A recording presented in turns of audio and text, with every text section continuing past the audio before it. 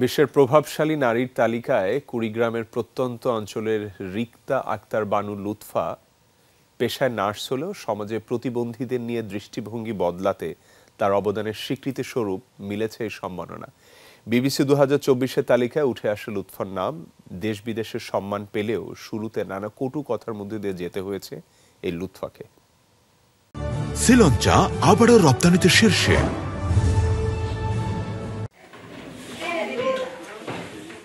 কুড়িগ্রাম চিলমারী উপজেলা স্বাস্থ্য কমপ্লেক্সের জ্যেষ্ঠ নার্স রিক্তা আক্তার বানু লুৎফা।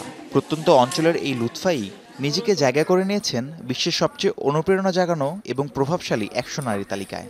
ব্রিটিশ সংবাদ মাধ্যম বিবিসির 2024 সালের এই তালিকায় বাংলাদেশের একমাত্র নারী হিসেবে নাম উঠে এসেছে লুৎফার, যেখানে বলা হয়েছে প্রতিবন্ধী শিশুদের নিয়ে সমাজের দৃষ্টিভঙ্গি বদলাতে কাজ করছেন লুৎফা। আমি আজকে যে বিশ্বের মধ্যে 100 জন নারীর তালিকায় আমি যে সম্মানিত হয়েছি, আমাকে সম্মানিত করেছে, আনন্দ ধরে রাখার আমার বলার মতো কিছু নেই।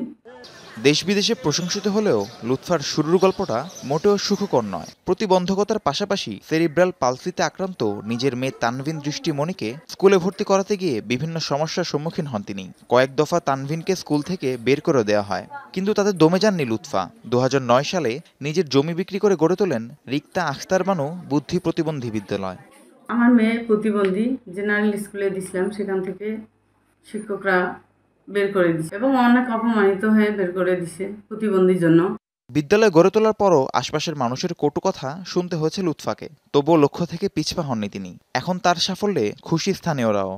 আমরা এই আনন্দে আনন্দিত, আমরা তার উন্নতি ও সাফল্য কামনা করি। আমাদের প্রতিষ্ঠানের শিক্ষক কর্মচারীর পক্ষ থেকে তাকে অনেক শুভেচ্ছা।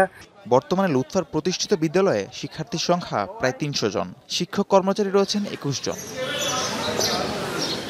রাহিম সারোয়ার, যমুনা নিউজ।